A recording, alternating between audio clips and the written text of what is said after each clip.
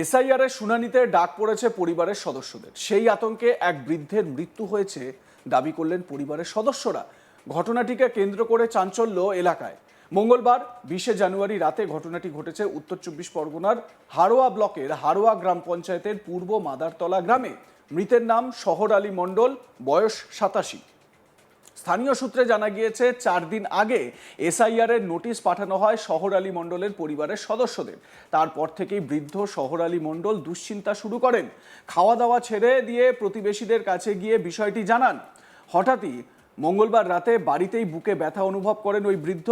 পরিবারের তরফ থেকে চিকিৎসকের কাছে নিয়ে যাওয়ার চেষ্টা করা হলে রাস্তাতেই তার মৃত্যু হয়।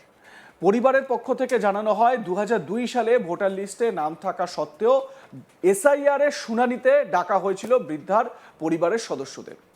বুধবার শুনানিতে যাওয়ার কথা ছিল বৃদ্ধের পরিবারের সদস্যদের। হঠাৎই মঙ্গলবার রাতে এসআইআর এর আতঙ্কে মৃত্যু হয় শহর আলী মণ্ডলের।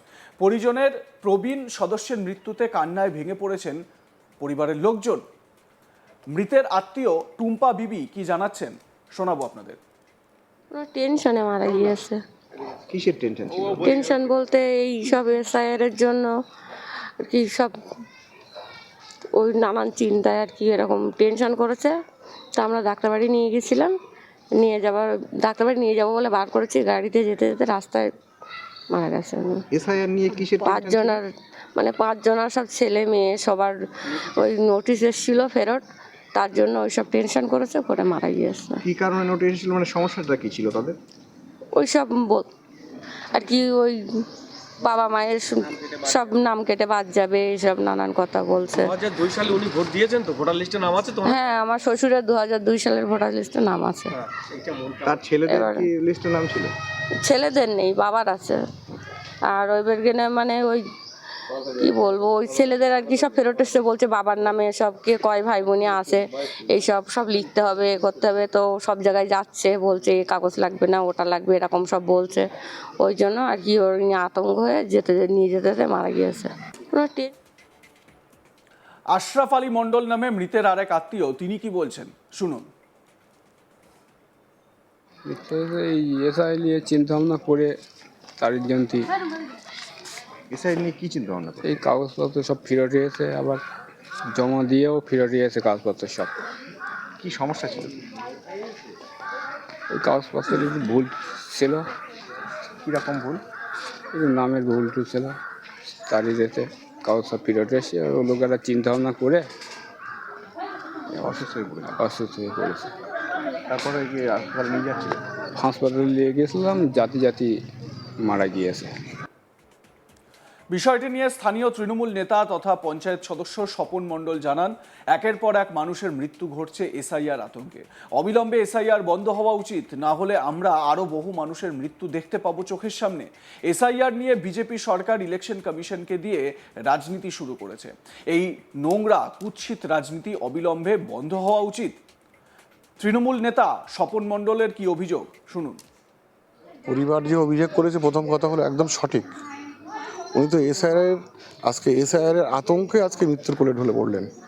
আর দ্বিতীয় প্রশ্ন আপনি যেটা করলেন যে 6-এর অধিক, ওনার তো আমরা জানি 4টে বাচ্চা, সম্ভবত 4টে। আজকে ওনাকে ফর্ম দিয়েছে, আপনি দেখুন 6-এর অধিক বাচ্চা বলে এই ফর্মটা দিয়েছে। সম্পূর্ণরূপে ভুল তথ্য নির্বাচন কমিশনার দিয়েছে, পুরোপুরিভাবে বিজেপির চক্রান্ত। এবং এই যে নির্বাচন কমিশন বর্তমান যা বিজেপির মদতেই করছে, বিজেপিকে সন্তুষ্ট করার জন্য এটা করছে। অবিলম্বে এই এসআইআর বন্ধ হওয়ার দরকার আছে, না তো আগামী দিন মৃত্যুর মিছিল হয়ে যাবে স্যার। মৃত্যু মিছিলে মানে সম্পূর্ণরূপে একদম এইভাবে এক এক করে যেভাবে মানুষ মরছে, যেভাবে আতঙ্কিত হয়ে মানুষ মরছে, এই এসআইআর নিয়ে আগামী দিন দেখবেন যে মৃত্যু মিছিল হয়ে একটা রূপ নিয়েছে, মৃত্যু মিছিলধারী একটা রূপ ধারণ করেছে। আপনার বুথে কে মারা গেছেন, কেন মারা গেছেন?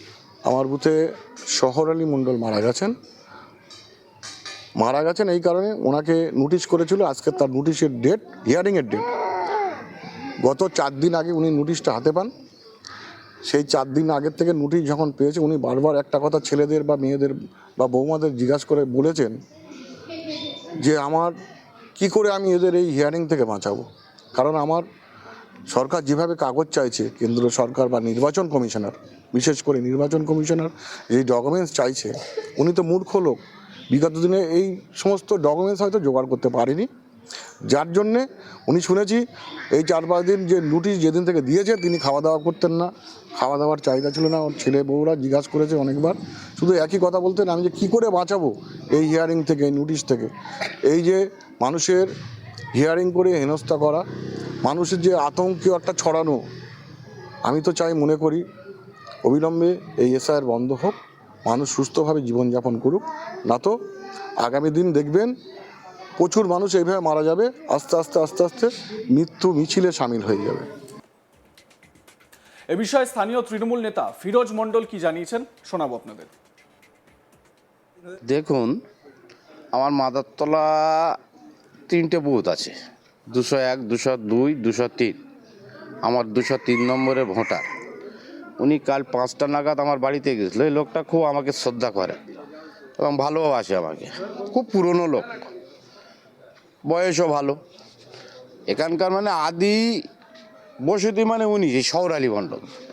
তো 5টা নাগাদ আমার বাড়িতে গেছে, খোকা, এবার খোকা খোকা বলে ডাকতো, যে খোকা এই ব্যাপার কি হবে বলো দিন, আমি তো চিন্তায় মানে কাঁপছে, চিন্তায় তো আমি পাগল হয়ে যাব, কি হবে বলো দিন।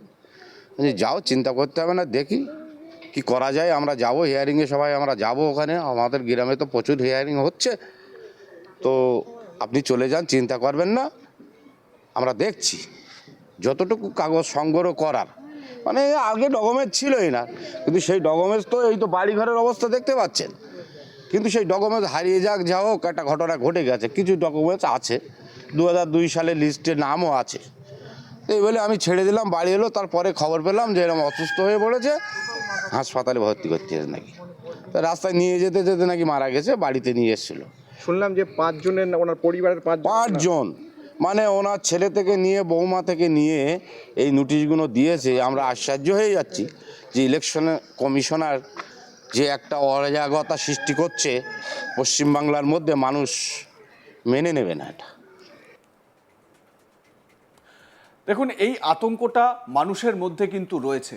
অন্যদিকে এই এসআইআর এর হিয়ারিং পর্বে গিয়ে হয়রানির শিকার হতে হচ্ছে, এই অভিযোগও সাধারণ মানুষের কাছ থেকে আসছে। মাইক্রো অবজারভাররা সেখানে উপস্থিত ইআরও, এইআরওরা তারা নাকি হয়রান করছেন সাধারণ মানুষকে নথি দেখানোর নাম করে, এবং স্বাভাবিকভাবে এই জায়গাতেই মানুষের মধ্যে একটা আশঙ্কা বা একটা বিতৃষ্ণার জন্ম দিচ্ছে। স্বাভাবিকভাবে বয়স্ক মানুষ আতঙ্কের জন্য তিনি বুঝে উঠতে পারছিলেন না যে তার পরিবারের লোকজনের কি হবে। খুব স্বাভাবিক একটা বিষয়, যদি এই শহরালী মণ্ডলের 2002-এর এসআইআর লিস্টে নাম থাকে, তাহলে সেই ম্যাপিংয়ের মাধ্যমেই তো তার পরিবারের লোকজনের নাম চলে আসার কথা। কেন সেটা হয়নি, সেটা কিন্তু ইলেকশন কমিশনই জবাব দিতে পারবে।